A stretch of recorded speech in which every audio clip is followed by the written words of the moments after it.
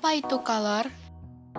Kalor atau panas adalah bentuk energi yang bergerak dari suatu benda pada suhu tinggi ke benda pada suhu yang lebih rendah jika kedua benda tersebut saling bersentuhan. 3 jenis perpindahan kalor. 1. Konduksi. Konduksi adalah mengalirnya kalor dalam benda padat serta tidak diikuti dengan perpindahan partikel-partikel di dalamnya, yang berarti suhu yang lebih tinggi akan merambat ke suhu yang lebih rendah. Itulah yang menyebabkan mengapa benda yang terkena kalor secara langsung akan lebih panas dibandingkan dengan bagian yang dialirkan kalor.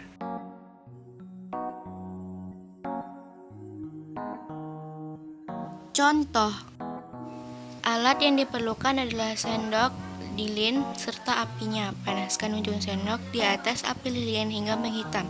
Dari ujung sendok tersebut, mengalirlah kalor hingga ke badan sendok. Dari ujung sendok ke badan sendok. Di sini lilin panas, di sini tidak terlalu panas. 2. Konveksi. Konveksi adalah proses perpindahan kalor dalam zat cair dan gas yang diikuti dengan perpindahan partikel-partikel di dalamnya, yang berarti kalor akan menyebar dan merata dalam zat tersebut. Contoh, nyalakan kompor, letakkan panci yang sudah berisi air di atas kompor.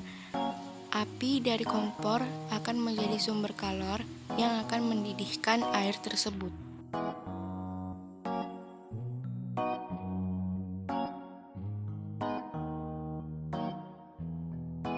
Secara perlahan, air akan mendidih dan itulah yang menandakan kalor sudah menyebar atau merata dalam zat tersebut.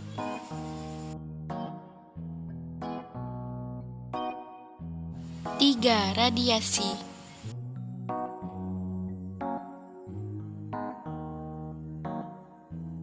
Radiasi adalah pancaran kalor yang dapat kita rasakan secara langsung. Radiasi tidak memerlukan medium, contohnya sebagian besar ruang di antara bumi dan matahari merupakan ruang hampa udara. Walaupun terdapat ruang hampa antara bumi dan matahari, radiasi kalor tetap sampai ke bumi dengan cepat karena ruang hampa udara tersebut berwarna hitam. Semakin gelap atau semakin hitam suatu benda, makin banyak radiasi kalor yang akan diserap sehingga makin tinggi kenaikan suhunya. Namun jika benda itu berwarna putih atau mengkilap dan permukaannya datar, maka hampir semua radiasi kalor akan dipantulkan sehingga suhunya tidak naik secara berarti. Contoh, terdapat sebuah lilin. Saya akan meletakkan tangan saya di dekat lilin tersebut. Saya merasakan hangat dan panas ketika saya meletakkan tangan saya di dekat lilin tersebut. Inilah peristiwa radiasi. Benda yang dapat menghantarkan kalor secara radiasi di antara lain yaitu adalah api, cahaya matahari atau panas matahari, panas lampu atau listrik, dan masih banyak lagi. Peristiwa radiasi yang dapat kita rasakan dalam kehidupan sehari-hari di antara lain yaitu seperti menjemur biji coklat, opak, dan lain-lain. Ketika kita ke pantai, kita dapat merasakan hangatnya pasir pantai dan hangatnya udara pantai. Kita juga dapat merasakannya di lingkungan sekitar kita.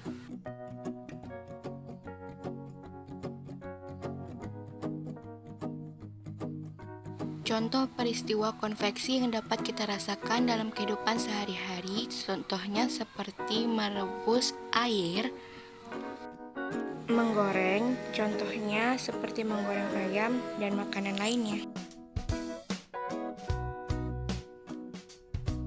Contoh peristiwa konduksi yang dapat kita rasakan dalam kehidupan sehari-hari yaitu seperti memanaskan panci. Pada bagian bawah panci akan terasa lebih panas daripada bagian pinggiran panci atau badan panci. Dan pegangan panci tidak akan terasa panas karena bahan yang dipakai merupakan isolator kalor atau yang berarti penghantar panas yang buruk.